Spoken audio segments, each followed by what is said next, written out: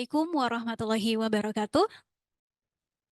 Salam sejahtera, Om Swastiastu, Shalom, Namo Buddhaya, Salam Kebajikan. Selamat pagi Bapak dan Ibu sekalian. Selamat datang pada acara seminar dan webinar mengenai Navigating the Maze of Employment Contract for Your Company Success yang diadakan oleh Surya Cipta bersama dengan partner kami yaitu Adkolau secara hybrid, yakni offline di Gedung The Manor Surya Cipta Square dan online melalui platform Zoom. Kami, PT Surya Cipta Swadaya, sebagai pengelola dua kawasan industri, yaitu Surya Cipta City of Industry dan Subang Smartpolitan, memiliki komitmen untuk mendukung pemerintah melalui ease of doing business, dengan terus memberikan pelayanan dan fasilitas terbaik bagi para tenan dan klien kami. Kami berharap melalui seminar ini kami dapat memberikan informasi dan pengetahuan yang bermanfaat untuk dapat menunjang aktivitas bisnis Bapak dan Ibu sekalian saat ini maupun di masa yang akan datang. Sebelum kita memulai acara pada pagi hari ini, izinkan saya untuk memperkenalkan diri terlebih dahulu. Saya Revi Cuhyanti dari Surya Cipta sebagai MC dan moderator yang akan memandu pada acara pagi hari ini.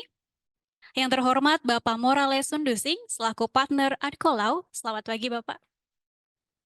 Dan tentu saja tidak lupa yang terhormat Bapak Ibu peserta seminar dan webinar, baik yang hadir secara offline maupun yang hadir secara online melalui platform Zoom.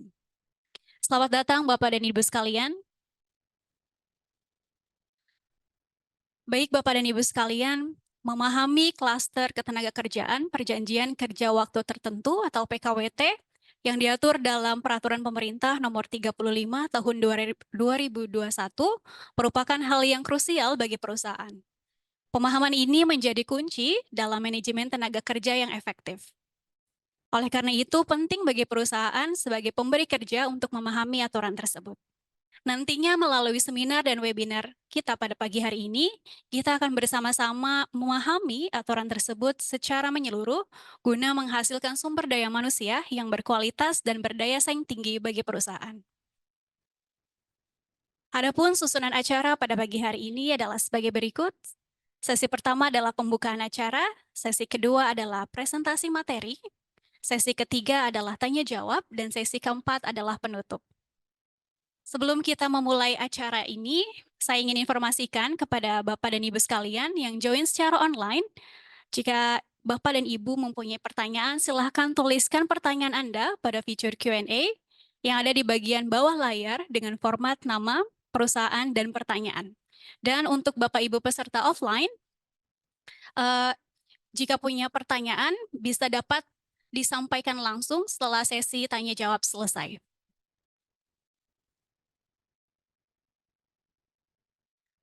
Selanjutnya kita akan memasuki acara inti, yaitu pemaparan materi mengenai Navigating the Maze of Employment Contract for Your Company Success yang akan disampaikan oleh Bapak Morales Sundusing selaku partner Adkolau. Baik, kepada narasumber, waktu dan tempat kami persilahkan. Selamat pagi, terima kasih atas kesempatannya dan terima kasih Bapak Ibu yang sudah menyempatkan waktunya ya untuk hadir di bahasanya ini ya, sharing session kita kali ya untuk saling kenalan karena tahun lalu kebetulan kita pernah melakukan hal yang serupa tapi banyak muka-muka baru mungkin belum kenal. Perkenalkan Bapak Ibu, saya Morales. Tadi beberapa sempat kenalan, mungkin nanti setelah acara kita bisa kenalan. Tadi saya minta izin nih Bapak Ibu karena kalau duduk kayak gini kayaknya kayak kuliah gitu ya.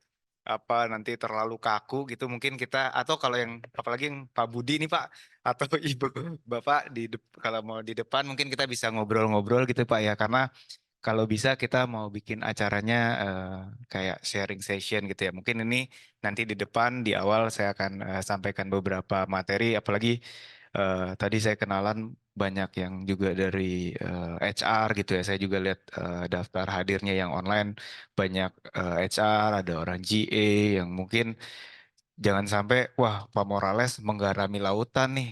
Justru saya yang biasanya ngurusin tenaga kerja dari pagi malam pagi lagi, malam lagi, saya lebih hatam lah dari ini. Makanya hari ini kita sharing session aja. Kalau misalnya ada yang selama ini prakteknya, kayaknya prakteknya nggak gitu deh Pak Morales. Memang nanti akan ada hal-hal yang berbeda atau sedikit bersinggungan dengan praktek yang selama ini dijalankan perusahaan gitu ya. Nah, itulah mungkin gunanya hari ini kita saling berbagi dan harapannya nggak satu arah aja. Nanti ada Bapak Ibu kalau ada pertanyaan atau masukan bisa langsung disampaikan atau apa enaknya di akhir kali ya kita kumpulkan. Jadi kita nanti saya mungkin nggak lama-lama bicaranya. Nah, ini terkait dengan topik hari ini, Bapak Ibu. Saya izin berdiri ya, Bapak Ibu, biar biar apa ya, santai gitu ya. Nanti kalau di depan aja nanti siapa yang ngomong, bahkan Bapak mungkin nggak kelihatan saya Pak di situ ya Pak. Mohon izin. Nah, ini hari ini kita mau bahas yang nggak terlalu berat gitu ya, dalam artian eh, yang akan sangat relate buat kehidupan kita sehari-hari gitu ya. Nggak cuman eh, karyawan Bapak Ibu tempat bekerja, atau juga relate ke Bapak Ibu sendiri juga, atau relate ke saya, relate ke tim-tim teman-teman kami dari Atkolo juga, karena suka nggak suka setiap perusahaan yang jalan pasti ada tenaga kerjanya gitu ya. Karena kalau nggak ngapain bikin perusahaan gitu ya, kerjain aja sendirian aja gitu ya. Nah, inilah tujuannya. Nah, hubungan tenaga kerja itu kan apa namanya ya, keperdataan gitu ya, hubungannya antara orang dan orang juga, walaupun berbentuknya perusahaan, intinya kan selama ada kata sepakat, itulah yang mendasari hubungan kerja itu sendiri. Nah, karena bentuknya eh, sudah masuk dalam kategori bisnis gitu ya, dan nggak segala sesuatunya bisa diselesaikan. Oke lah, percaya gitu ya. Hubungan kerja itu kan ada dasarnya yang namanya perjanjian kerja. Nah, nanti kita selama mungkin 30 menit ke depan akan lihat kira-kira aturannya eh, seperti apa gitu. Oh, ini. Oh, ini nggak berubah ya? Robert. Oke, ini kira-kira agenda hari ini Bapak Ibu yang akan kita coba bahas gitu ya.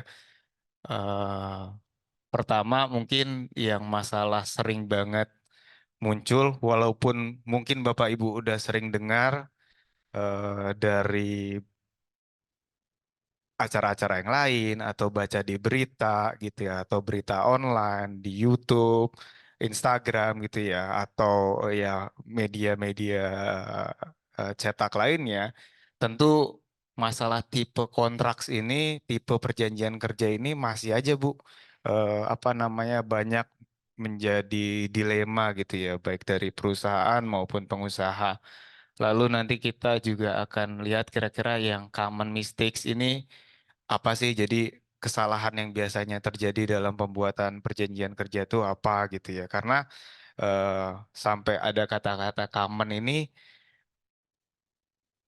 alasannya adalah suka nggak suka masih banyak terjadi gitu ya. Meskipun bahkan kadang kesalahannya itu atau ketidaksesuaian dengan hukumnya itu sendiri sebenarnya juga dirasa pada saat membuat itu, tapi pada kenyataannya ya masih banyak nih yang terjadi. Dan nanti kita juga kira-kira risk mitigasinya gimana. Jadi setelah kita identifikasi masalahnya apa, kita coba sama-sama cari solusinya paling nggak secara garis besar, karena mungkin bisa beda-beda nih Bapak Ibu, yang terjadi di perusahaan A juga terjadi di perusahaan B, tapi faktor pencetusnya mungkin yang berbeda atau variabel lainnya yang berbeda. Nah, hal inilah mungkin yang secara general mungkin agak sulit dijawab. eh, Perlu apa namanya diskusi lebih lanjut. Mungkin juga ada hal-hal sensitif yang mungkin nggak bisa diceritakan gitu ya, entah karena alasan satu dan lainnya. Jadi nanti kita coba cari gimana lebih enak kita diskusinya. Nah, lanjut ini permasalahan mungkin Bapak Ibu yang di HR, di GA sering dengar masalah PKWT, PKWTT gitu ya. Terus apalagi namanya perjanjian kontrak. apakah dia pekerja harian kah, ataukah dia pekerja permanen gitu. Bahasa-bahasa ini kan yang sering kita dengar kalau bahasa di berita gitu ya, Bapak Ibu. Nah, terlepas dari apapun namanya, Bapak Ibu menyebutnya di dalam perjanjian kerjanya, tapi dalam hukum tatanan hukum Indonesia, mau dia bahasanya apa? Karyawan magang gitu ya. Karyawan apa namanya? Kontrak tetap. Intinya tuh cuman kebagi dua Bapak Ibu. Yang pertama adalah ini bahasa hukumnya ya, perjanjian kerja waktu tertentu dan perjanjian kerja waktu tidak tertentu. Jadi katakanlah apa? Perjanjian magang gitu ya. Magang berarti kan nggak selamanya dia magang kan? Ada ketentuan kapan dia selesai magang. Gitu. Berarti oh masuk ke perjanjian kerja waktu tertentu. Ada waktunya. Oh, ini perjanjian membangun gudang gitu ya, misalnya. Karyawannya di hire pada saat bangun warehouse-nya aja. Begitu warehouse-nya jadi, ya udah nggak nggak ada pekerjaannya lagi, selesai. Ada batas waktunya atau ada kapan selesainya pekerjaan tersebut. Masuk dia ke waktu tertentu karena tahu kapan selesainya. Yang di sisi lain permanen, perjanjian kerja karyawan tetap gitu ya, kartap gitu ya. Nah, yang nggak masuk di perjanjian kerja waktu tertentu, yang nggak ada batas waktunya, yang nggak tahu kapan selesai pekerjaannya atau pekerjaan-pekerjaan inti yang pasti akan selalu ada di perusahaan tersebut, itu masuknya ke perjanjian kerja waktu tidak tertentu. Karena nggak ada yang tahu kapan selesai dan ini pekerjaannya pekerjaan inti. Katakanlah misalnya ya, misalnya eh, bagian keuangan gitu ya, bagian keuangan finance yang ngurusin apa namanya invoicing di suatu perusahaan trading gitu ya. Dan itu kan bukan pekerjaan yang hari ini invoice besok mungkin nggak ada gitu ya. Dan apa namanya bisa dikasih tahu ini project selesainya kapan karena kalau kayak gitu ada waktunya. Tapi buat pekerjaan inti tadi yang akan selalu ada minggu depan masih ada lagi. Nah itu harus masuk di perjanjian waktu tidak tertentu. Cuma nanti udah banyak nih mungkin di hatinya pertanyaan enggak di perusahaan saya enggak gitu bisa jadi PKWT juga gitu segala macam ya inilah memang kalau enggak cuman dalam hukum tenaga kerja aja Bapak Ibu karena hukum ini kan diciptakan untuk membuat apa bahasanya kembali ke Sirotol Mustaqim ya Pak jalan yang lurus gitu ya Bapak Ibu jadi inilah pegangannya gitu perkara prakteknya seperti apa itu memang dua hal yang nggak akan bisa kita pertemukan justru dengan adanya hukum itu untuk meluruskan yang tadi mungkin agak ke kegeser dikit gitu ya. Cuman memang permasalahan keperdataan ini baik itu tenaga kerja Bapak Ibu maupun perdata-perdata lain pada umumnya, saya geser lagi biar kenalan yang di sini. Izin Bapak Ibu. Jadi sama halnya dengan prinsip-prinsip keperdataan pada umumnya selama dia ada kesepakatan ya masalah itu nggak pernah akan ada terjadi gitu ya. Nah, cuman masalahnya kalau perjanjian kerja ini dibuat tidak dengan sesuai aturan hukum yang berlaku, disitulah justru nanti akan ada terjadi kesenjangannya dan permasalahan itu munculnya dari sana. Entah kontraknya salah, entah ada hal yang diatur di kontrak tapi padahal nggak sadar itu ada di dalam sana gitu ya. Karena nggak Pak, ini saya HR udah 10 tahun, perusahaan ini udah berdiri 30 tahun lalu, template dari 30 tahun lalu pun ini, Pak. Dan orang kerja kerja aja, benar. Kerja ya tetap kerja karena apa? Pekerja itu pada dasarnya saya sendiri gitu misalkan lah ya selama pilihannya adalah apakah saya gajian lalu saya bisa menghidupi kehidupan saya di rumah sama nggak kerja daripada masalahnya wah kontrak ini salah saya pokoknya maunya tetap segala macam gitu ya berantem nih Pak pada saat sebelum tanda tangan kontrak kira-kira Bapak Ibu sebagai HR mau nggak Pak tanda tangan mending cari yang lain lah yang lain banyak kok yang mau kerja sama perusahaan saya gitu ya ini memang sesuatu yang udah nggak bisa kita lepaskan dalam kehidupan sehari-hari. Tapi kita harus tahu bahwa ada resiko loh, Bapak Ibu, kalau membuat perjanjiannya mulai dari penentuan kontraknya aja nggak sesuai gitu ya. Mungkin sekarang nggak kerasa, bisa jadi nggak akan pernah kerasa permasalahan itu. Tapi kalau terjadi masalah, cost-nya bisa sangat besar.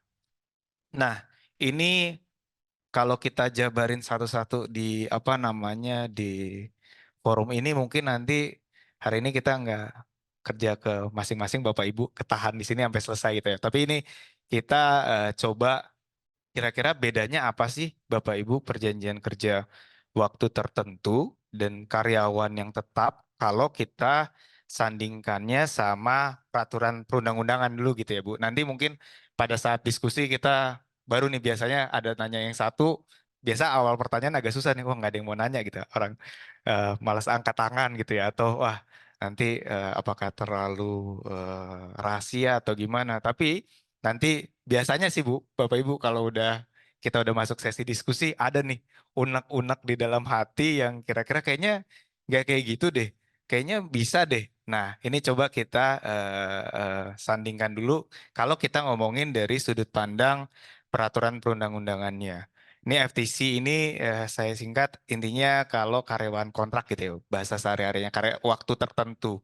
Kalau yang permanen ya karyawan PKWTT gitu, karyawan dengan kartap tadi. Nah, pertama dari sisi scope of work-nya nih, ruang lingkup pekerjaannya. Karena apa? Karena kalau bisa, kalau ini karena kita bicara sudut pandang ya, tentu akan ada perbedaan sudut pandang yang sangat mendasar dari sudut pandang pemberi kerja dan pekerja. Ini nggak bisa kita lepasin bahwa yang satu pasti Bapak Ibu juga udah bisa lihat atau dengan logika atau yang selama ini dilakukan mana yang lebih menguntungkan kalau dari sudut pandang pemberi kerja gitu ya tipe kontrak apa sih yang secara general ya karena tentu beda-beda untuk tiap orang tentu bisa jadi oh saya pengennya dia karyawan tetap karena daripada diambil orang gitu ya itu pertimbangan yang mungkin ada pasti ada juga terjadi di beberapa hal tapi kalau kita lagi ngomongin massive employment relationship, masif hubungan kerja yang benar-benar kita coba generalkan pakai satu sudut pandang gitu ya. Bisa kelihatan kok sebenarnya mana yang lebih menguntungkan buat sudut pandang pemberi kerja, mana yang lebih menguntungkan dari eh, pemberi dari si pekerjanya. Nah, yang pertama kalau dan yang tentu banyak dibatasi adalah kenapa? Karena peraturan perundang-undangan di bidang tenaga kerja ini sebenarnya memang hukum itu kan harus membuat adil Bapak Ibu ya.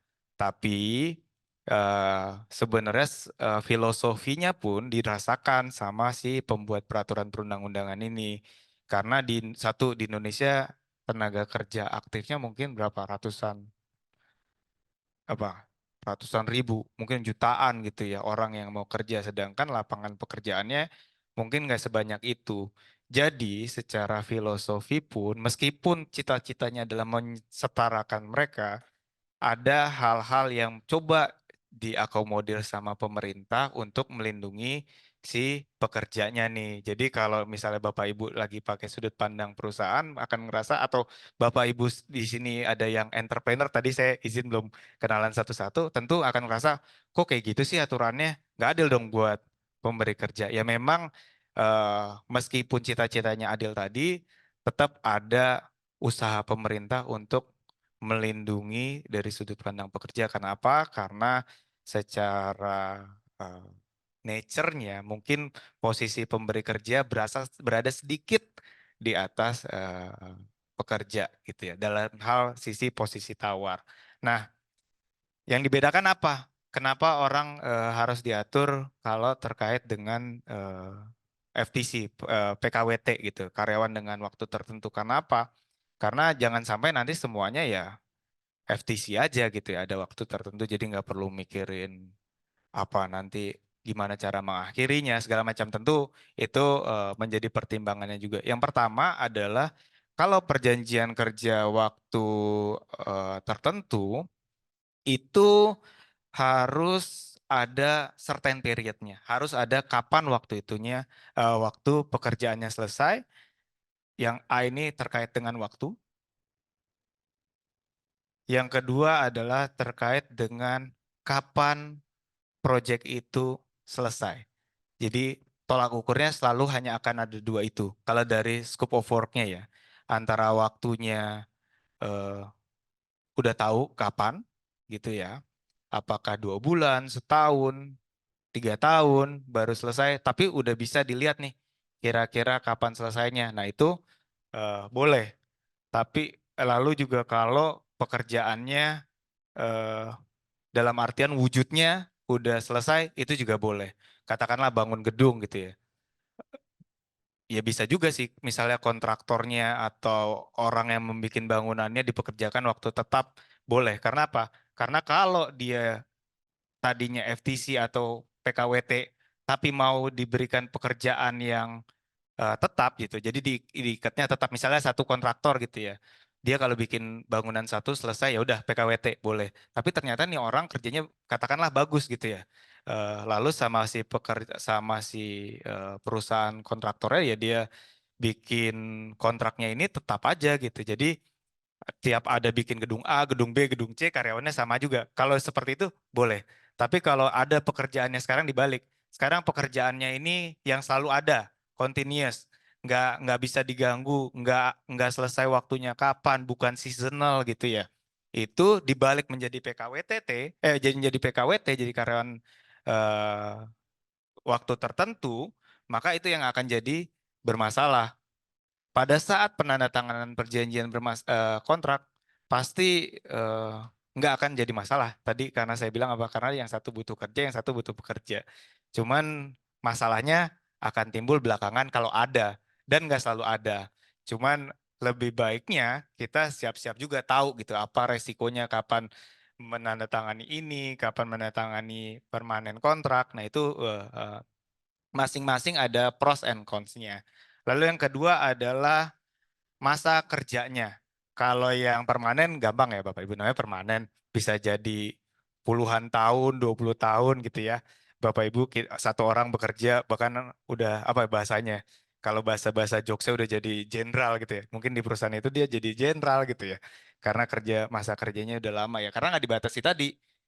Bisa jadi setahun, bisa jadi puluhan tahun gitu. Jadi nggak dibatasi. Nah, bedanya adalah di kalau karyawan waktu tertentu. Waktu tertentu ini dibatasi Bapak Ibu. Nah, mungkin ini yang juga harus diupdate, tapi mungkin Bapak Ibu juga udah dengar bahwa kalau di peraturan yang lama misalnya ya, itu kan dibatasinya adalah penandatanganan pertama paling lama 2 tahun gitu ya. Lalu bisa diperpanjang lagi 1 kali gitu ya, selama 1 tahun gitu ya. Itu kan aturan main yang lama dan boleh diperpanjang 1 kali doang. Jadi misalnya katakanlah bukan total kan kalau di total tadi kalau aturan yang lama 3 tahun ya Bapak Ibu.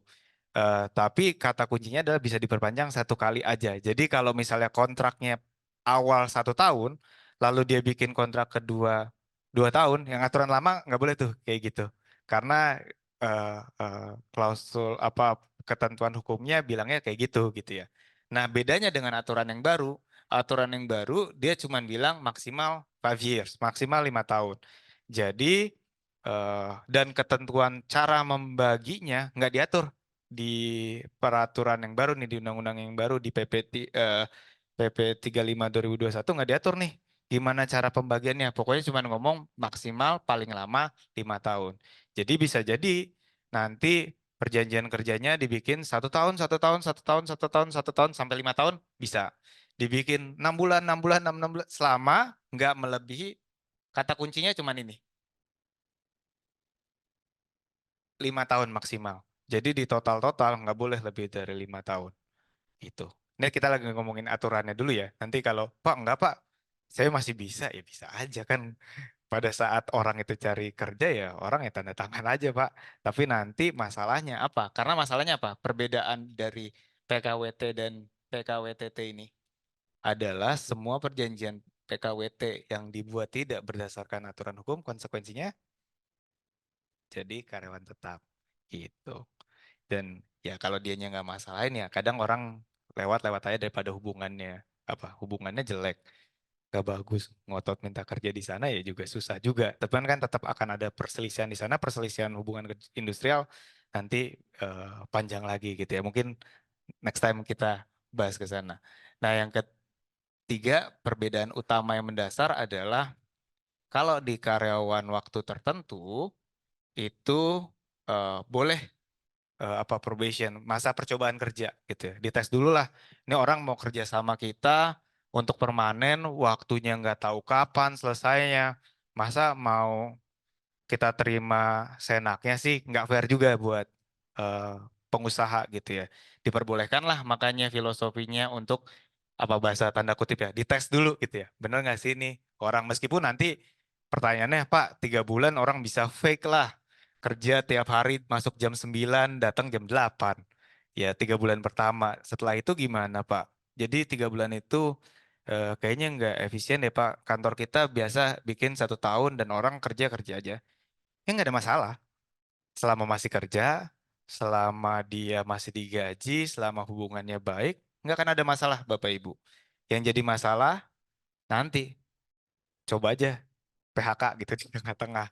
Dari bilang, Bapak Ibu bilang, oh Bapak masih masa percobaan di tahun bulan ke-8. Oh ntar dulu Pak, menurut undang-undang nggak, baru deh itu dia nyari mungkin temennya yang lawyer, atau dia simple, sekarang simple googling, dapat semua kok Bapak Ibu jawaban-jawaban boleh nggak masa percobaan segala macam. Tapi balik lagi prakteknya mungkin sekarang Bapak Ibu ada yang kepikiran di kantor kita masih kayak gitu sih gitu. Ya selama selama kayak gitu ya berdoa aja semoga nggak ada apa-apa karena belum tentu jadi masalah. Cuman kalau jadi masalah ya ada harus siap-siap bagaimana cara mengatasinya. Sedangkan kalau untuk waktu tidak tertentu itu dilarang waktu tertentu dilarang masa percobaan itu karena apa? Karena bisa jadi waktu tertentunya itu misalnya katakanlah 2 bulan ya Bapak Ibu. Kan tadi nggak dilarang tuh maksimal 5 tahun. Bisa jadi waktu tertentunya itu 1 bulan kerja bisa nggak Bapak Ibu? Bisa dong. Nah kalau kayak gitu orang kerja udah sebulan cuman dijadiin masa percobaan juga gawat juga gitu kan ya. Nah eh, hal berikutnya lagi adalah terkait dengan pengakhiran nih, bedanya ya. Kalau misalnya ini juga saling berkaitan dengan aturan baru tadi. Mungkin saya satu-satu ya.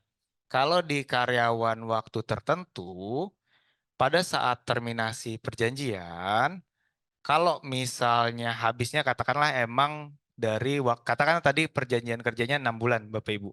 6 bulan tadi selesai, maka di aturan yang baru, dulu belum ada nih, nggak tahu udah aware atau belum, sekarang ada istilahnya kompensasi gitu. Jadi katakanlah dia bekerjanya 1 tahun, berarti ya penghitungannya selesai dia 1 tahun dia dapat 1 bulan upah gitu ya. Kecuali ditentukan lain dalam perjanjian kerja PP atau PKB. Ini kita lagi ngomongin general dulu ya Bapak Ibu ya. Bahwa itu harus ada uang kompensasinya. Jadi kalau tadi mau dipecah 5 tahun, di setahun, setahun, setahun, setahun, boleh. Selama apa? Selama bayar uang kompensasi setiap di ujung masa kerjanya. Gitu. Jadi kalau tadi 6 bulan, 6 bulan, 6 bulan ya perusahaan jadi akan keluar tambahan uang kompensasi, istilahnya 6 bulan, 6 bulan, 6 bulan, 6 bulan. Gitu. Itu kalau dari aturannya. Itu juga kalau habisnya di ujung. Selain uang kompensasi ini, nah karena kadang begitu mentranslatekan ke bahasa Inggris ada bedanya dulu nih Bapak Ibu. Dulu kita bisa pakai istilah compensation ini kalau kita translate ke bahasa Inggris. Kenapa? Karena kan tadi ada perjanjian ada working periodnya nih Bapak Ibu. Sedangkan misalnya kontraknya katakanlah 2 tahun. Lalu ada di 1 tahun si pekerjanya diberhentikan gitu ya. Nah, kalau berdasarkan Undang-Undang Tenaga Kerja, itu dikatakan kan pihak yang mengakhiri perjanjian kerjanya sebelum berakhirnya jangka waktu yang ditentukan, maka harus membayar uang ganti rugi gitu. Nah, ini yang harus dibedakan dengan indemnity ini. Jadi, kalau misalnya terminationnya katakanlah tadi 2 tahun ya, diselesaikan di setahun. Berarti pemberi pemberi kerjanya harus membayarkan uang ganti rugi sampai ujungnya gitu ya. Jadi masih ada sisa 1 tahun lagi nih orang nggak kerja. Tapi itu adalah uang ganti rugi. Beda nanti dengan pesangon gitu ya. Jadi karena waktunya dia seharusnya masih kerja. Dan ini berlaku nggak cuman bagi si pekerja mendapatkan haknya dari pemberi kerja. Karena bahasanya adalah pihak yang mengakhiri. Jadi katakanlah Bapak Ibu yang di HR nih, katakanlah punya karyawan PKWT. Lalu perjanjiannya 1 tahun. Karena dia ngerasa dia kontrak, lalu dapat offer di perusahaan B, gitu misalnya. Wah, offernya karyawan tetap nih, lebih oke. Dan dia tiba-tiba mutus kontrak, masih ada 6 bulan lagi. Nah, berdasarkan hukum, harusnya perusahaan juga berhak atas indemnity tadi, atas uang ganti rugi tadi. Gitu. Jadi ini berlaku ke dua belah pihak gitu. Karena apa? Karena pertimbangannya perusahaan juga harus dilindungi dong. Karena kan apalagi nih Bapak Ibu tadi banyak yang HR nyari karyawan kan susah Bu ya. Apalagi kalau udah yang bagus. Begitu bagus diambil orang dan tadinya pada saat proses hiring ini lama, udah memakan waktu, memakan biaya, lalu tiba-tiba udah dikira-kira ini orang akan kerja sama kita 2 tahun, di tahun pertama tiba-tiba dia kabur, berarti kan perusahaan harus cari penggantinya nih buat gantiin nih orang. Capek dong. Nah, itulah makanya hukum juga mencoba mengikuti dari sudut pandang eh, pemberi kerjanya. Karena hiring proses mahal. Bahkan ada yang hiring prosesnya misalnya pakai headhunter gitu ya buat pekerja-pekerja tertentu. Itu kan mahal juga gitu. Makanya kalau Bapak Ibu juga kadang hire headhunter, kadang terminologi yang dipakai untuk sukses bonus buat headhunternya adalah ini orang misalnya harus bertahan berapa lama di perusahaannya baru dapat dalam tanda kutip sukses fee gitu ya. Jadi ini coba diakomodir sama pemerintah biar adil tadi gitu. Lalu terkait dengan apa namanya pekerja permanen, tentu pada saat di ujung masa kerja gitu ya, dalam kontrak meskipun diatur atau enggak di dalam perjanjian kerja karena di peraturan perundang-undangannya baik itu di undang-undang maupun di PP-nya itu udah ngatur nih Bu, Bapak Ibu terkait dengan eh, kita bahasanya apa severance package, paket pesangon. Sebenarnya pesangon itu kan apa ya? Bahasa yang sering digeneralisir semua orang dapetnya pesangon. Padahal komponennya itu beda-beda, Bu. Ada yang pesangon, ada yang apa penghargaan masa kerja sama penggantian hak. Jadi kalau masa kerja itu ya tergantung dia kerjanya berapa lama, berapa tahun, dapatnya sekian bulan dari upah gitu ya. Itu eh, pengertiannya apa namanya tenure awards, penghargaan masa kerja. Sedangkan kalau severance pay ini adalah uang pesangonnya, dia kerja berapa lama dan tolak ukurnya adalah alasannya. Alasannya dia di PHK itu beda-beda. Sekarang kalau Bapak Ibu lihat di PP 35 eh, banyak tuh kalau nggak salah ada 15 atau 16 alasan untuk PHK mulai dari apa misalnya jika ada merger akuisisi, jika ada efisiensi, dulu sempat hilang kan efisiensi nggak boleh. Sekarang di PP 35 efisiensi muncul lagi nih. Efisiensi apakah karena perusahaan mengalami rugi atau perusahaan tidak mengalami kerugian itu beda karena apa? Karena berdampak sama hitung-hitungan nantinya gitu. Karena pekerja mengundurkan diri voluntarily gitu misalnya dia ya udah saya mau resign aja dapat yang lebih bagus. Penghitungannya beda misalnya mungkin nggak dapat severance package segala macam itu mungkin Bapak Ibu juga udah khatam gitu ya udah sangat paham. Itu terkait dengan bedanya. Nah, lalu ini eh terkait dengan standar perjanjian kerja yang diatur di Undang-Undang Tenaga Kerja. Aduh, saya lupa pasalnya sekitar pasal 50-an, 53 atau 55. Ini bukan template ATKO misalnya, bukan. Ini adalah amanatnya undang-undang nih, Bapak Ibu. Paling enggak apa sih yang ada di perjanjian kerja gitu ya. Mau lebih banyak boleh. Wah, kalau di perusahaan saya ada ini, Pak. Orang eh, kerja di sini harus menjaga rahasia. Bikin confidentiality agreement di dalamnya. Boleh, nggak apa-apa. Wah, Pak, kalau di kantor kita ada apa lagi? Non-compete, klausul non-compete masuk boleh nggak? Ya, Boleh aja. Karena apa? Karena di dalam peraturan perundang-undangannya, di dalam pasal 53 atau 55, nanti saya koreksi kalau salah, nanti saya perbaiki, tapi di sekitar situ adalah ini paling tidak hal-hal yang harus ada di perjanjian Bapak Ibu. Karena apa? Karena semakin detail perjanjian kerjanya, semakin memitigasi resiko dalam perbedaan pengimplementasiannya nanti. Karena apa? Karena nanti kalau kita bicara sengketa industrial, nanti kan ada sengketa hak, ada sengketa kepentingan, itu ada sengketa serikat buruh, ada sengketa PHK. Nah, kalau misalnya perjanjian kerjanya dibuat tidak detail, tidak komprehensif, itu nanti bisa jadi ada perbedaan-perbedaan penafsiran. Misalnya, mungkin kalau nama, alamat, bisnis, oke lah ya. Maksudnya standar pasti ada gitu. Mungkin kita title dan tipe pekerjaan. Dan dia kerjanya bagian apa sih? Ini harus ditulis Bapak Ibu. Karena apa? Karena nanti jangan sampai dia ngerasa sebenarnya saya ini eh, tupoksinya apa sih di kantor gitu ya. Lalu misalnya lebih jauh lagi misalnya kenapa harus ada title dan apa nama jabatan dia. Karena apa? Karena misalnya ini juga pengaruh ke uang lembur misalnya. Karena kalau kita lihat di peraturan perundang-undangan kan Bapak Ibu juga pasti pernah dengar uang lembur. Dan uang lembur itu nggak semua orang dapat. Kalau memang diatur di dalam perjanjian kerja, PKWT, perjanjian kerja, peraturan perusahaan atau PKB-nya bilang bahwa memang untuk jabatan tertentu itu nggak dapat uang lembur. Jadi harus disebut nih, dia jabatannya apa? Apakah jabatan si pemikir tadi, perencana perusahaan gitu ya? Itu harus ditulis karena apa? Karena nanti jangan sampai perbedaan penafsiran. Lalu location-nya, kalau nggak ditulis sebenarnya nggak relevan sih Pak, kantor saya cuma satu. Oke, cuma satu. Tapi kalau misalnya tadi Bapak ya, misalnya ada kantor di Setiabudi gitu ya Pak. Lalu ada kantor juga di Surya Cipta. Pada saat tanda tangan perjanjian di Setiabudi, Jakarta gitu ya.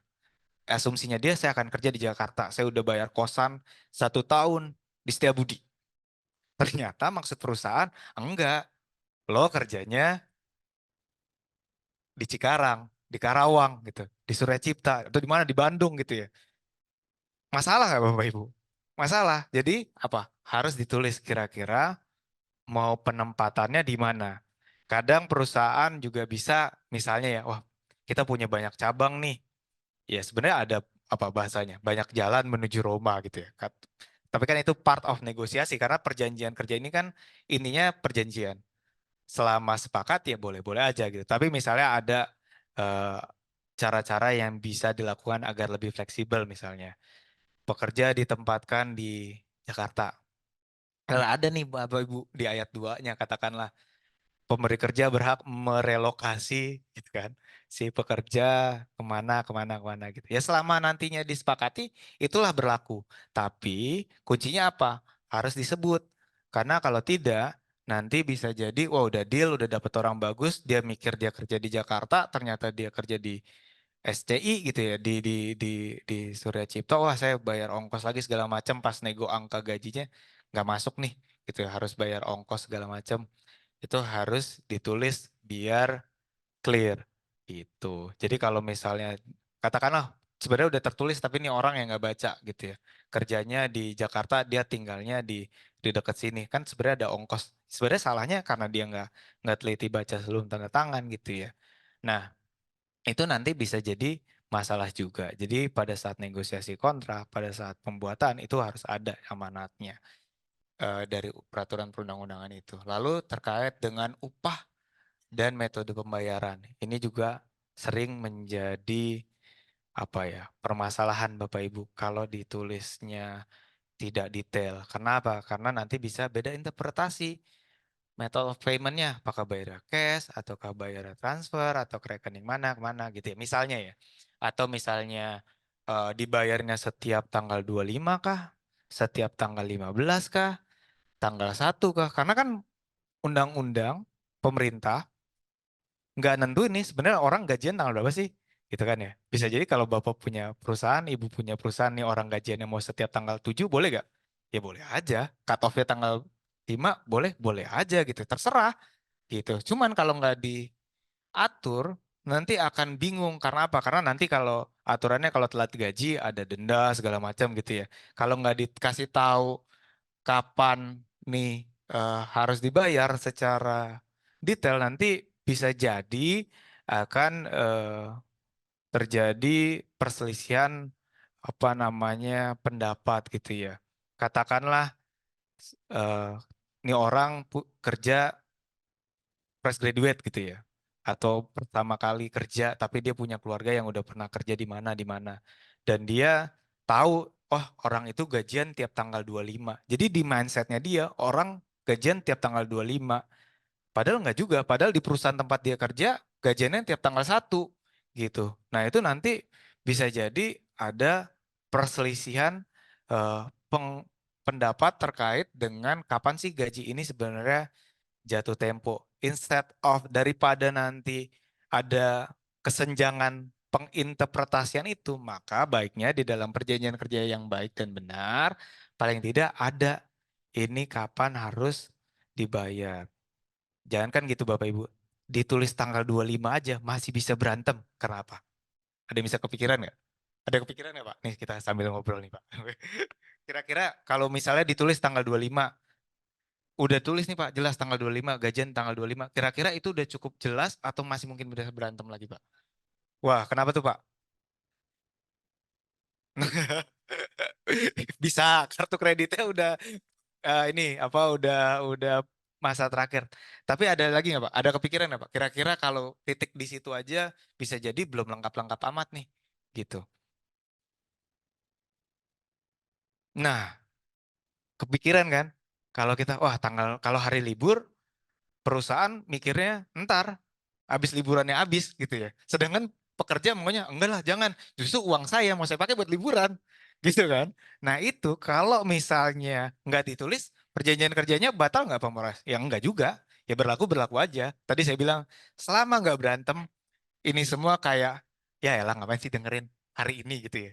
Cuman kalau tujuannya hari ini adalah untuk mengantisipasi kira-kira apa sih yang bisa kita tanggulangi kalau hal itu terjadi harus dibikin nih tadi sedetail mungkin. Perjanjian kerjanya nanti bagus gitu ya. Dibikinin atko. Jadi apa namanya kalau misalnya jelas tadi kalau jatuh temponya hari libur harus sebelumnya, setelahnya kah? Jadi nanti HR, GA, atau legal, bagian legalnya nggak usah tiap bulan hari libur berantem sama pekerja. Mana gajian saya?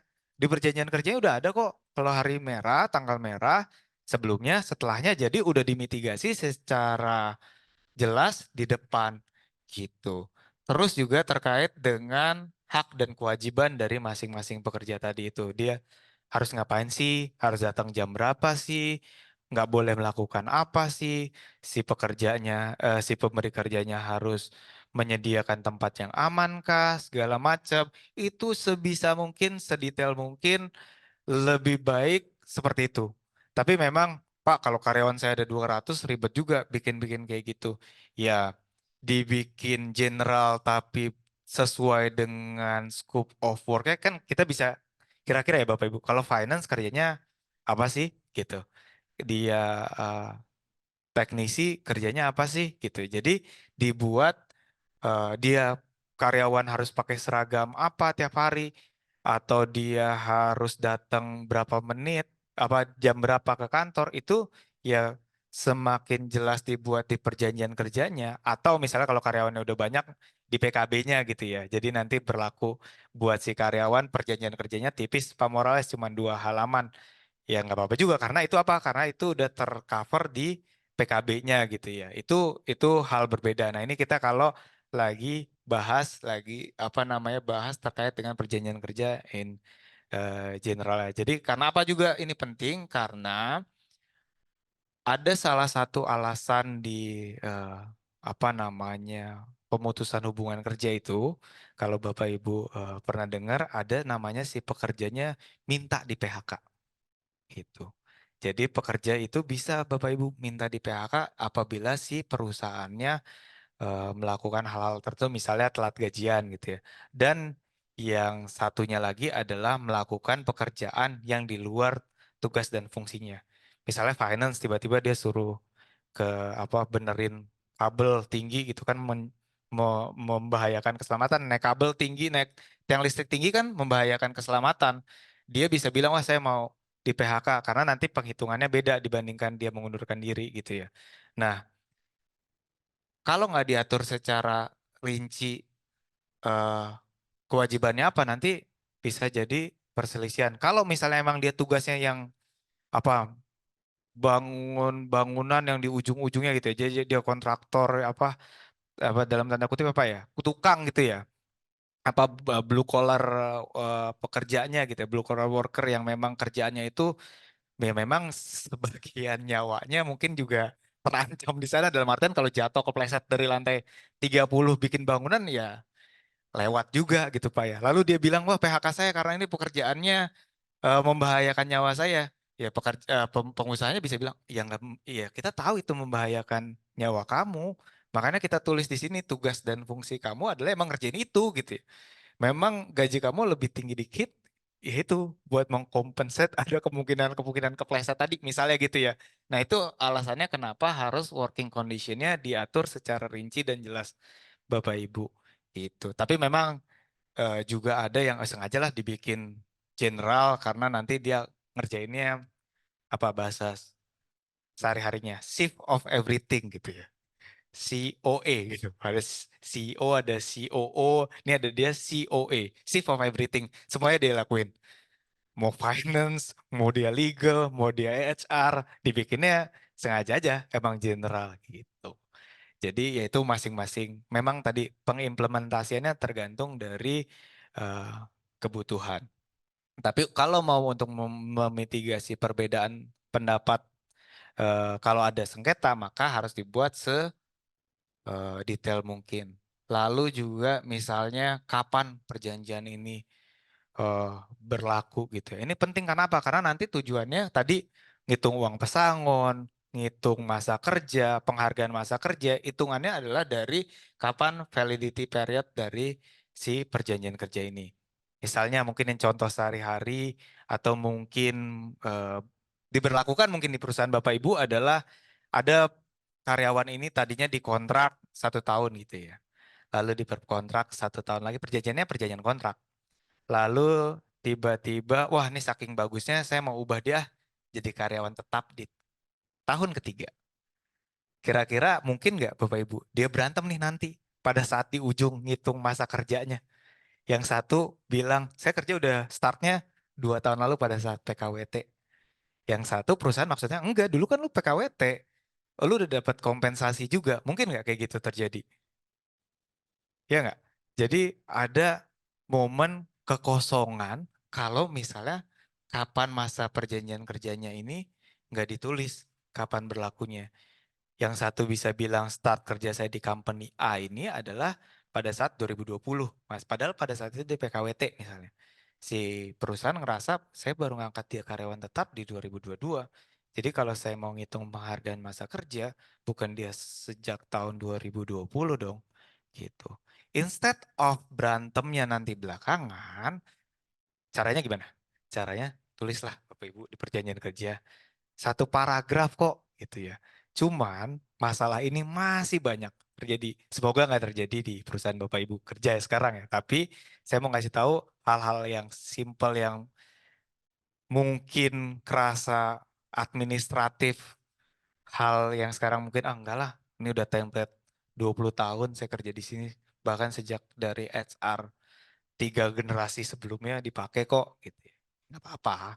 Cuman kalau mau memitigasi resiko, si peraturan perundang-undangannya udah amanatin nih. Paling nggak tulis itu ya di perjanjian kerjanya. Karena apa? Ya mungkin pada saat bikin peraturan perundang-undangan ini sebenarnya mereka kan orang-orang di Snaker, orang kementerian, orang stakeholder serikat buruh pada saat diomongin masalah ini masuk di kalau di website biasanya FAQ gitu ya. Frequently asked question gitu ya. Jadi masalah ini bukan masalah yang sekali dua kali memang muncul terus, ya udah deh, daripada berantem, tiap berantem bingung masa kerjanya startnya kapan, tulis aja sih di perjanjian kerja gitu ya, satu pasal atau bahkan nempel di pasal yang lain misalnya gitu ya, untuk memitigasi resiko untuk pada saat terjadinya perselisihan. Lalu ini apa? Tempat tanda tangan perjanjian, lalu harus ditandatangani ya. Clear lah ya, masa nanti pembuktian ini orang setuju apa gitu ya kalau nggak ditandatangani gitu. Ini orang ya udah kerja kerja aja gitu. Karena nanti pada saat apa namanya perjanjian kerja itu nanti belakang kita lihat sebenarnya emang harus tertulis aja ya Pak. Emang nggak boleh lisan kayak perjanjian pada umumnya gitu ya. Nah, kalau udah dibikin tertulis, masa udah dibikin draft, udah pakai external lawyer gitu ya misalnya dengan template-nya yang bagus, biar memitigasi resiko, udah oke, nggak ditandatanganin. Nanti bisa juga tuh berantem. Wah, saya nggak pernah setuju perjanjian kerja ini. Padahal orangnya udah kerja gitu ya. Udah gajian, udah setahun kerja, lalu tiba-tiba nanti, wah, ini nggak pernah ditandatanganin nih. Nggak berlaku ya nggak gitu juga gitu ya. Cuman daripada nanti ada, wah, ini nggak ditandatanganin berlaku atau enggak, ya tinggal ditandatanganin aja gitu.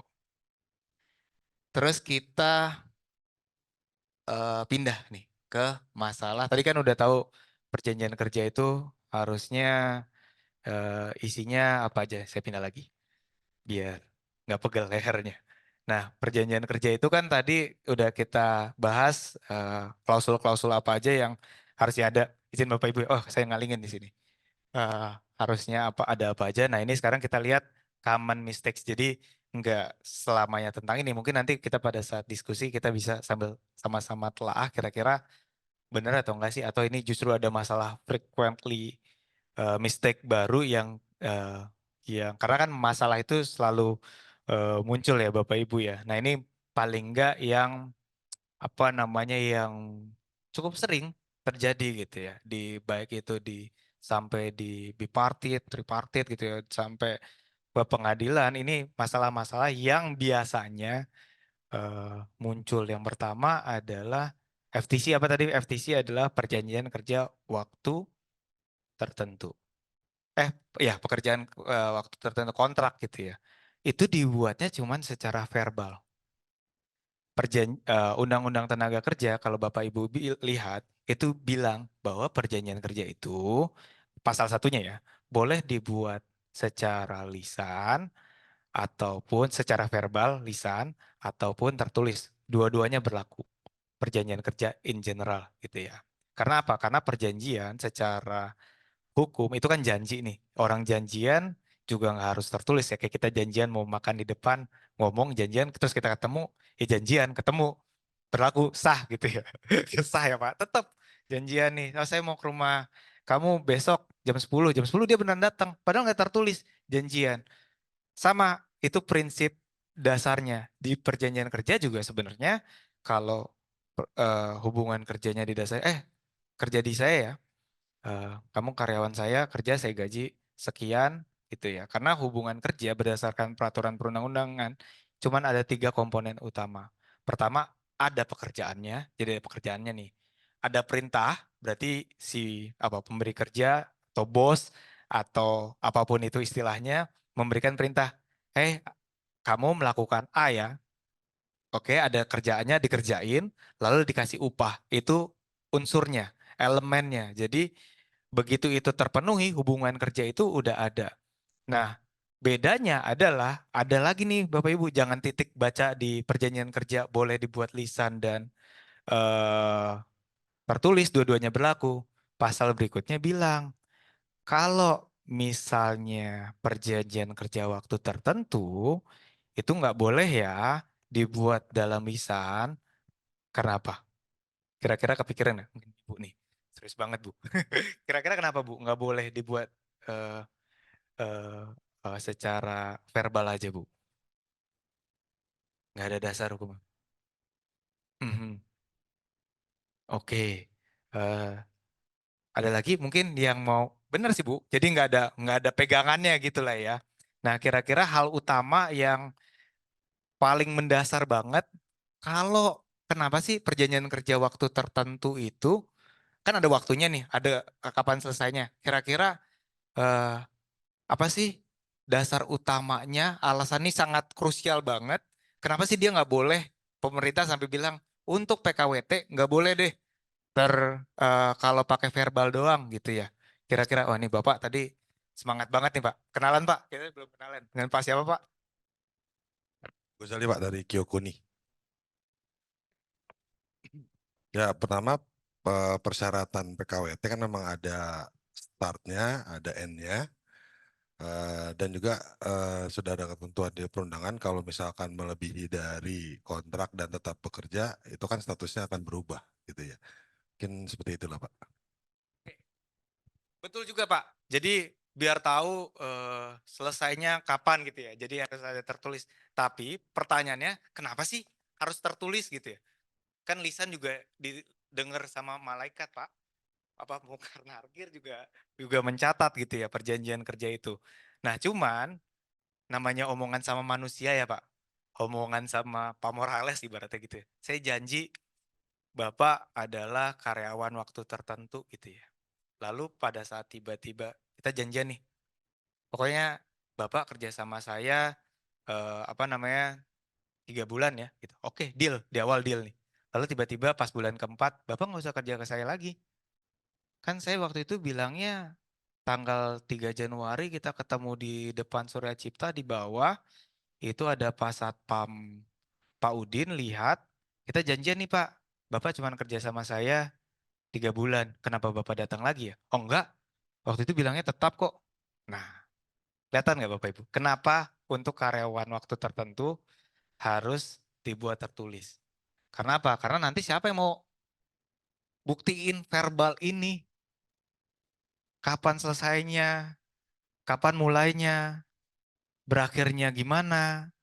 Jadi, undang-undang udah mensyaratkan khusus untuk perjanjian kerja waktu tertentu harus dibuat tertulis. Biar apa? Biar tadi jelas selesainya kapan.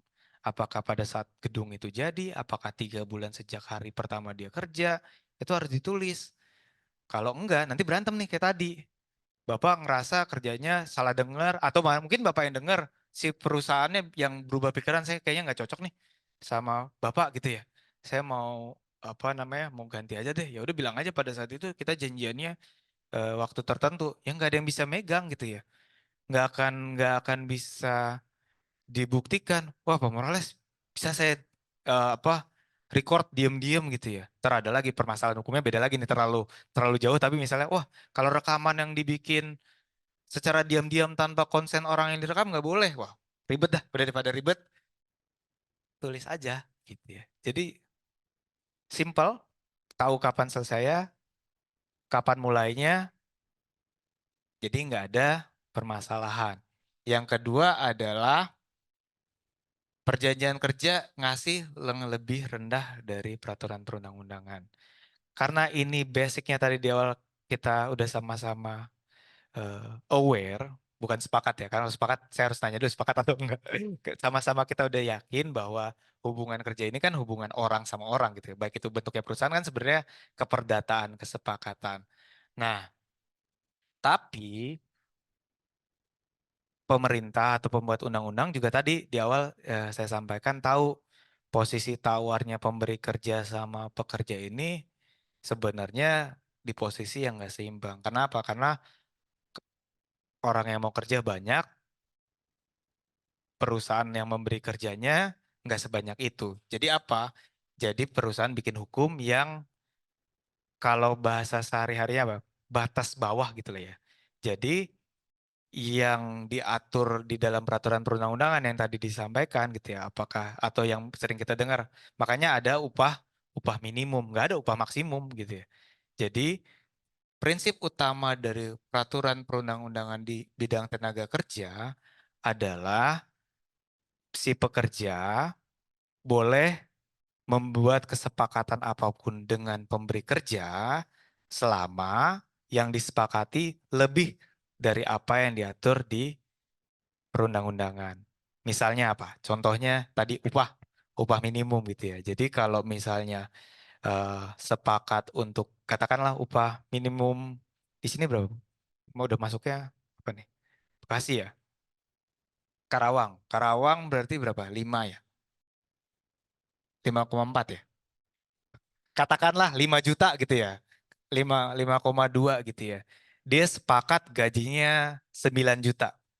Kalau pakai prinsip ini, boleh nggak Bu? Boleh dong. Bapak Ibu gajinya hmm, gede-gede nih. Ya kan? Jadi boleh nih. Tapi kalau ngasih kurang, boleh nggak? Nggak boleh. Karena apa? Karena yang diatur adalah batas bawah dan prinsip utamanya adalah ngasih lebih boleh, ngasih kurang nggak boleh.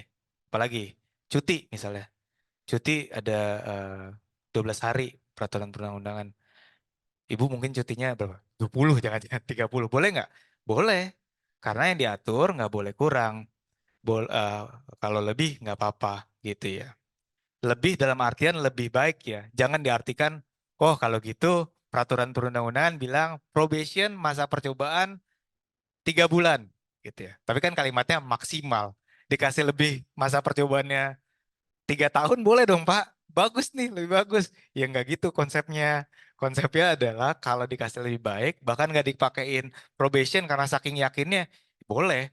Tapi kalau probationnya ditambah dalam artian maksimal tadi 3 bulan jadi 4 bulan, itu nggak boleh. Terus apalagi di sini banyak tadi apa? Ada yang dari perusahaan Jepang gitu ya, ada perusahaan China gitu Bapak Ibu tadi ya. Kita sempat ngobrol itu bisa jadi atau juga besar kemungkinan namanya investasinya dari asing ya.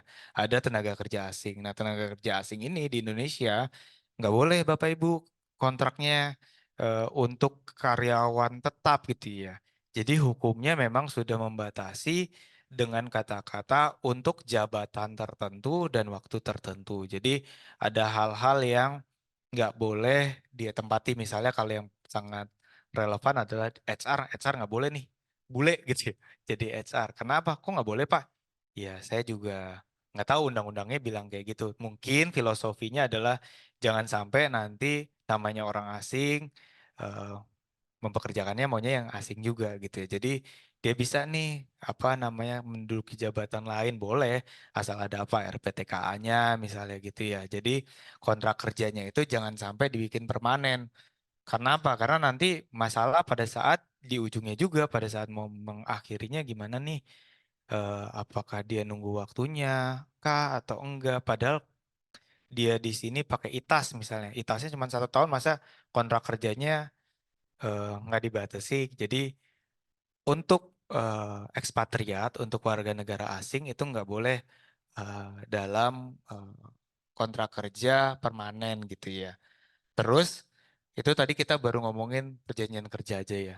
Apalagi perusahaannya di sini yang udah well established, mungkin ya udah berpuluh-puluh tahun, karyawannya udah ratusan, pasti udah ada eh, lingkup lain yang harus diperhatikan. Itu namanya ada company regulation gitu ya, peraturan perusahaan. Lalu, wah perusahaan saya udah lebih ribet lagi Pak, udah ada serikat buruh, udah ada PKB gitu ya, perjanjian kerja bersama, ya aturannya lebih banyak lagi. Nah, itu perjanjian kerja tadi yang dibikin per orang kalau perjanjian kerja kan satu A, si B, si C, si D dapat nih. Sedangkan perusahaan itu udah punya PKB gitu ya.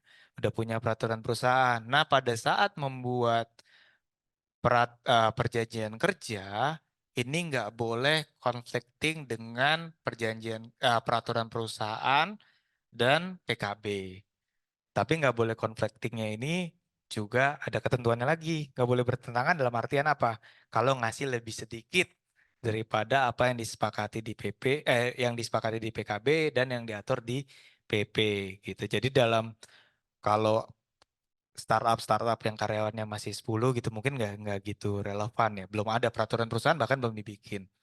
Apalagi boro-boro PKB. Tapi buat perusahaan yang karyawannya udah hampir 100 bahkan lebih dari 100 udah ada PKB-nya gitu ya. Nah, itu akan lebih bingung lagi, bukan dalam artian bingung, harus lebih hati-hati lagi dalam membuat perjanjian kerjanya jangan sampai bertentangan. Karena ya sebenarnya simpel juga sih begitu bertentangan maka yang berlaku yang lebih besar gitu. Cuman daripada nanti perbedaan penafsirannya mending dibuat udahlah inline aja gitu ya. Jadi biar nanti nggak eh, berbeda penafsirannya. Ini apa nih? Nggak bisa ya? Oh ini udah. Nih Bapak Ibu, saya ada sedikit video biar sambil istirahat, minum dulu sedikit. Kita bisa lihat sambil lihat video. Ini bukan video dari kami, kita ngambil dari internet. Tapi mungkin nanti kita bisa, ini semacam exercise. Kenapa eh, kita kan lagi mau ngomongin mitigasi resiko nih, gitu ya. Kira-kira apa? Ada suaranya kan ya? Udah, bisa dilihat dulu nanti kita sambil game sedikit. This is a movie perception test. Watch this brief video of a conversation, and then I'll ask you some questions about it. Hi, Sabina. Hi. It's been a long time since I've seen you. Yeah, it's great to see you, Andrea. So how did you get here? I took the subway from Middleton and it took only about half an hour. Really? I drove from Gresham and it took 45 minutes. Hooray for public transportation. So why did you call me here for this mysterious meeting? I'm planning a surprise party for Jerome and I need your help to keep him away from the house. That's great. I'll do anything you need. Good. I hate surprise parties, but only when I'm the victim. Otherwise, they're great. Very good. Other than the strange dialogue about a surprise party, did you notice anything unusual? Bapak Ibu, udah ada yang merhatiin loh tadi? Kira-kira dari tadi, video tadi, kira-kira ada yang unusual nggak ya? Apa sih? Apa ngomongnya aneh kah? Atau justru ngomongnya sebenarnya nggak jelas kah? Apa nih Bapak Ibu? Ada yang udah pernah nonton video ini belum? Kalau yang udah nonton jangan saya tanya. Ada yang udah pernah nonton? Belum. Kita berarti sama-sama belum pernah nonton ya. Kira-kira Bu, nah Ibu nih kayaknya dari tadi semangat banget nih Bu. Kira-kira sambil kenalan Bu mungkin dengan Ibu siapa? Dengan Dewi dari PT Auto Aska. Jadi tadi Ibu udah lihat nggak Bu? Kira-kira unusualnya apa sih nih Bu? Gitu. Yang dari video 1 menit tadi kira-kira. Nyerah? Kurang jelas. Atau sekali lagi boleh diulang. Ini lebih ini ya, lebih perhatiin dia ngomong apa yang terjadi, lebih konsentrasi. This is a movie perception test. Watch this brief video of a conversation, and then I'll ask you some questions about it. Hi, Sabina. Hi. It's been a long time since I've seen you. Yeah, it's great to see you, Andrea. So how did you get here? I took the subway from Middleton and it took only about half an hour. Really? I drove from Gresham and it took 45 minutes. Hooray for public transportation. So why did you call me here for this mysterious meeting? I'm planning a surprise party for Jerome and I need your help to keep him away from the house. That's great. I'll do anything you need. Good. I hate surprise parties, but only when I'm the victim. Otherwise, they're great. Very good. Gimana Bapak Ibu? Other than Ada the- yang udah tahu dia ngomongin apa? Mysterious meeting gitu ya. Terus ada ngundang makan tadi gitu ya. Oke, kira-kira ada menemukan yang aneh lagi? Selain ngomongnya nggak jelas gitu ya. Topiknya apa sih gitu ya? Itu satu permasalahan ya. Sebenarnya dia ngomong apa sih gitu ya. Nah, kira-kira Ibu 5, 4. Nyerah? Oke, nyerah. Kita coba. Oke, saya pindah. Kayaknya di sini juga udah ada jawabannya.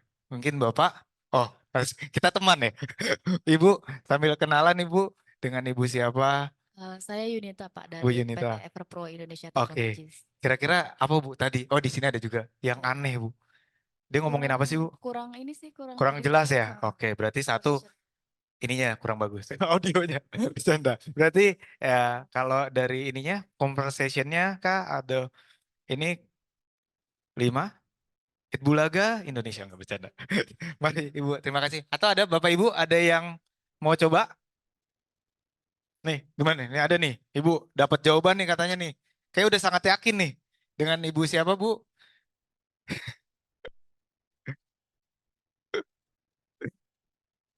Oh iya, nggak apa-apa Bu. Siapa tuh? Ini tebak-tebak ada hadiahnya kan ya? Ada nggak? Hah? Di belakang orangnya nggak ada. Oh iya, iya. Wah sangat teliti berarti ini ya. Piringnya kosong. Lagi makan kok piringnya kosong. Oh siap siap siap siap.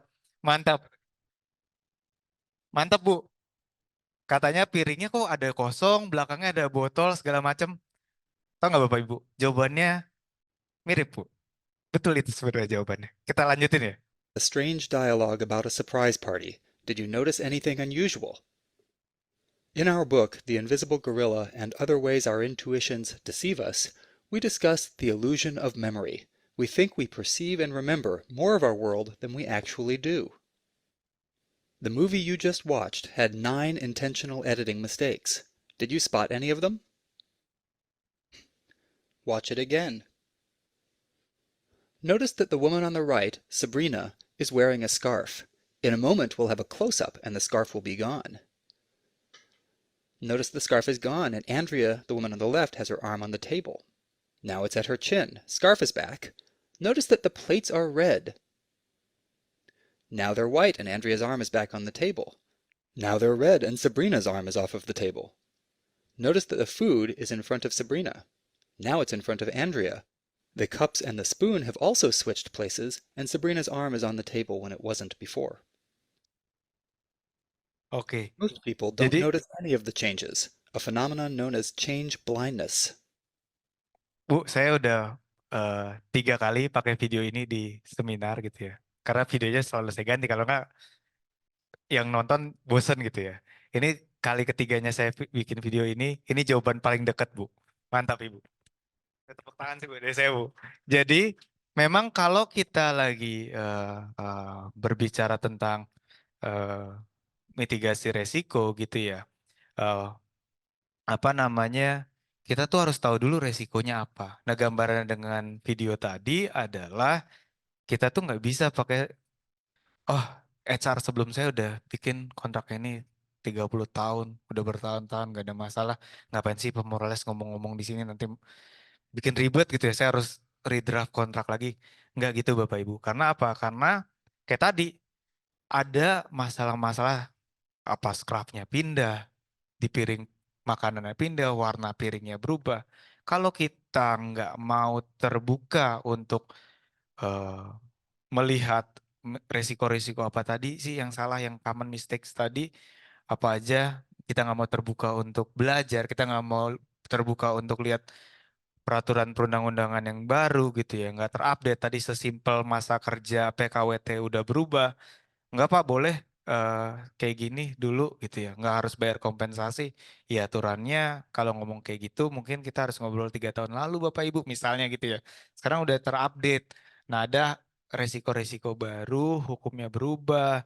Jangan kan hukumnya, marketnya berubah, orangnya berubah.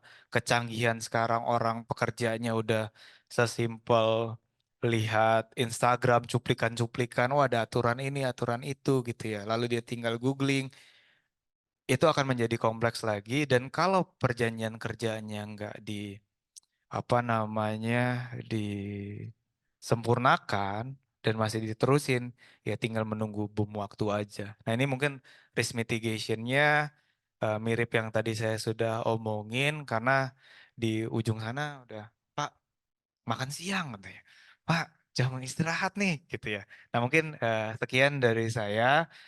Saya juga nggak mau mengambil banyak waktu Bapak Ibu. Mungkin kita bisa lanjut ke berikutnya ya Mbak. Makasih.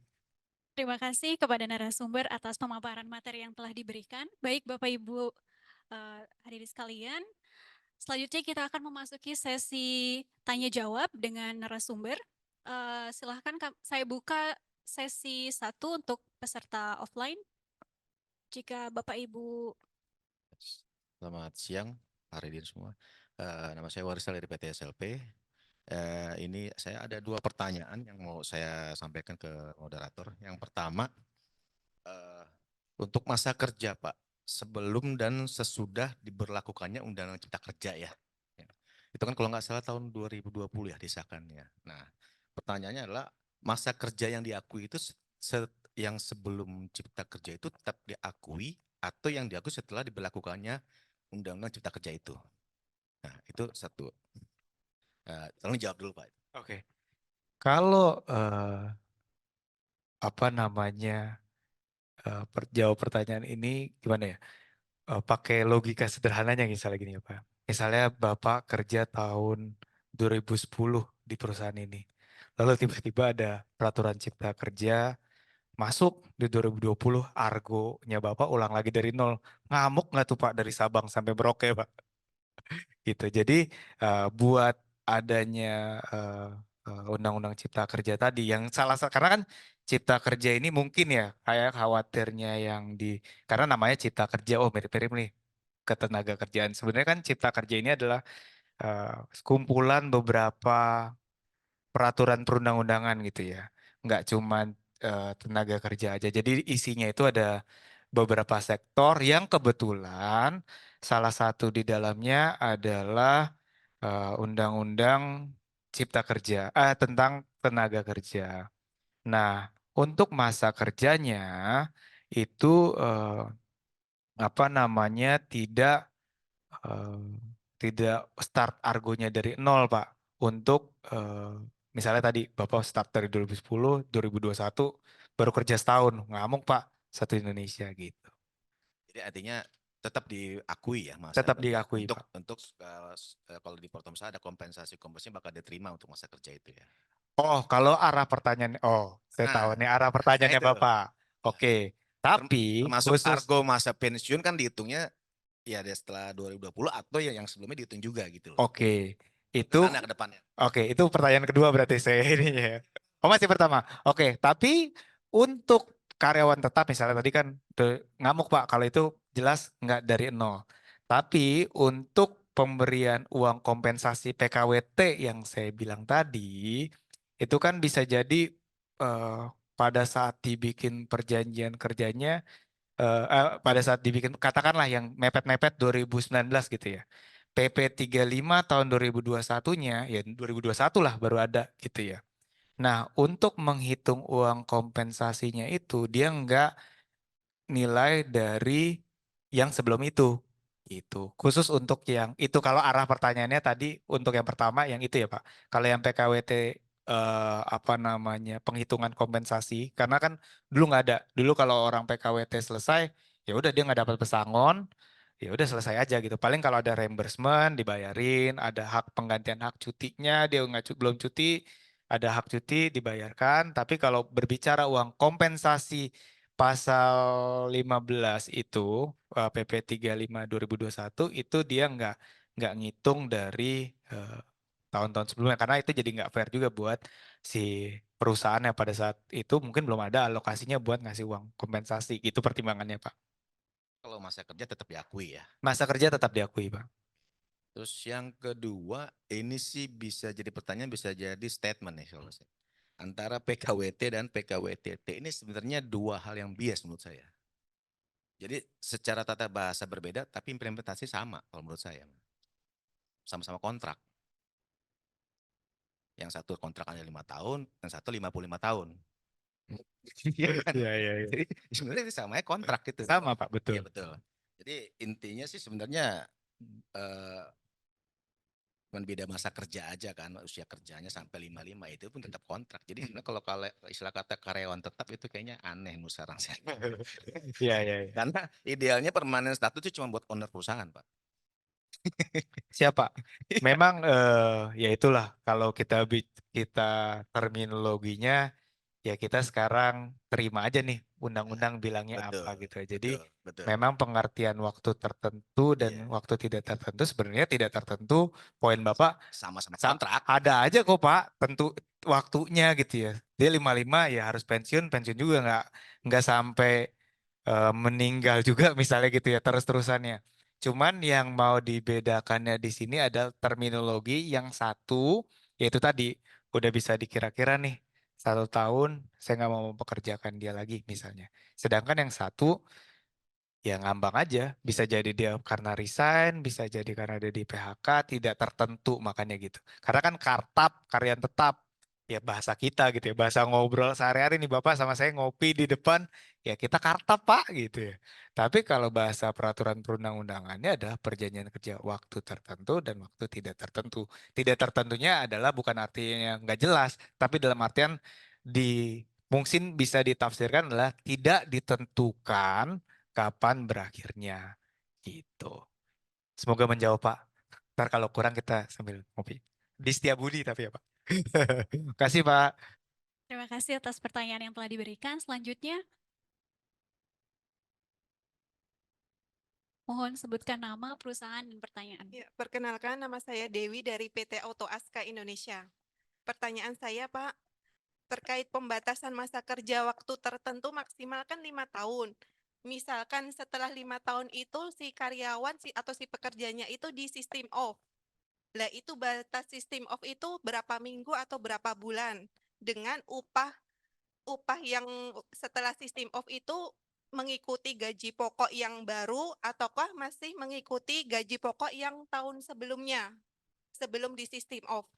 Karena di perusahaan kami itu tiap 1 tahun kontrak, nanti tahun kedua kontrak ada penambahan upah. Begitu. Oke. Ya, Eh, terima kasih. itu ya Bu, Ya, Pak. pertanyaan. Ya, terima kasih Ibu. Kalau terkait dengan upahnya gitu ya, sebenarnya kan eh, apa namanya, kalau peraturan perundang-undangannya memang ini tadi saya bilang harus hati-hati dalam penerapannya.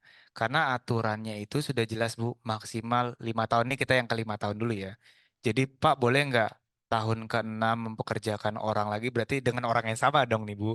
Di stop dulu lah. Apapun karena skemanya macam-macam nih Bu. Ada yang disuruh liburan dulu misalnya gitu ya. Sambil istirahat lalu dipekerjakan lagi PKWT.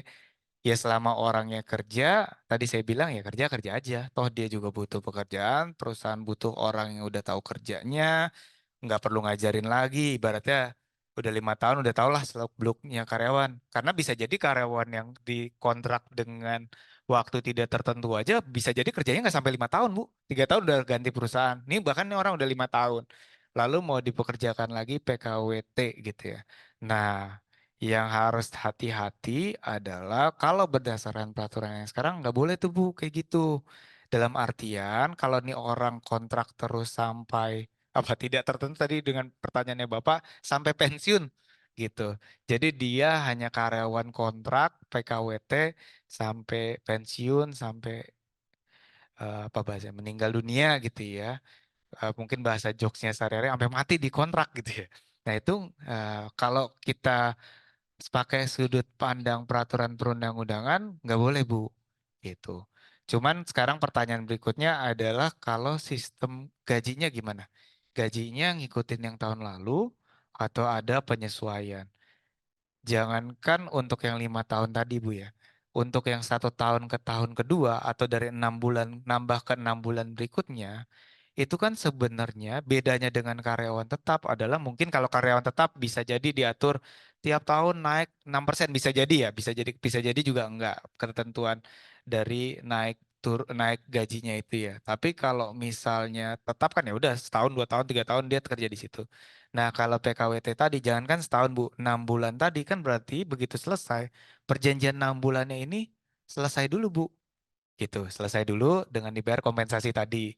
Begitu dia mau bekerja lagi, hitungannya perjanjian kerja baru. Jadi gajinya ngikutin yang mana, Pak?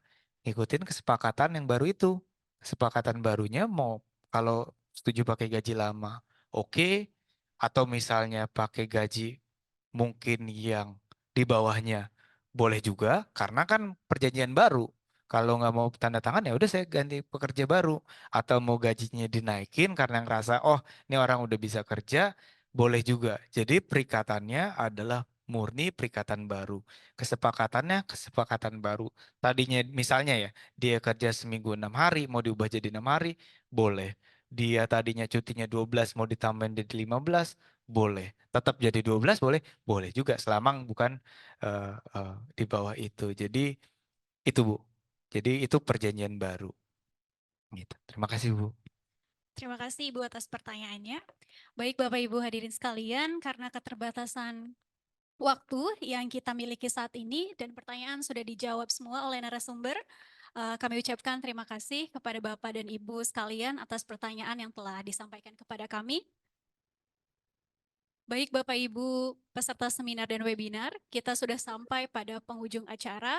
Kami sampaikan terima kasih kepada para peserta seminar dan webinar.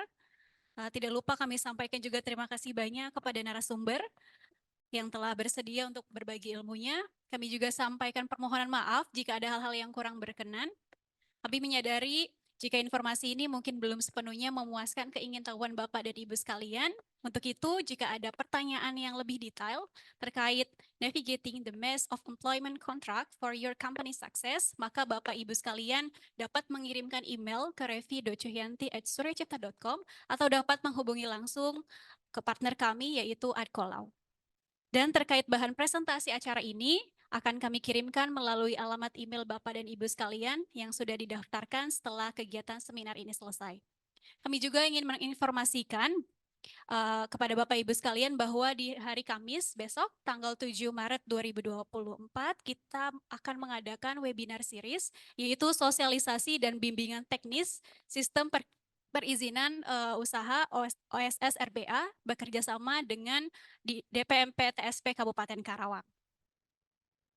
Sampai jumpa kembali di acara webinar series Suryacipta Central Information berikutnya. Selamat beraktivitas kembali. Semoga apa yang kami suguhkan hari ini dapat bermanfaat. Akhir kata kami pamit dan sampai jumpa di kesempatan berikutnya. Wassalamualaikum warahmatullahi wabarakatuh. Salam sejahtera dan terima kasih.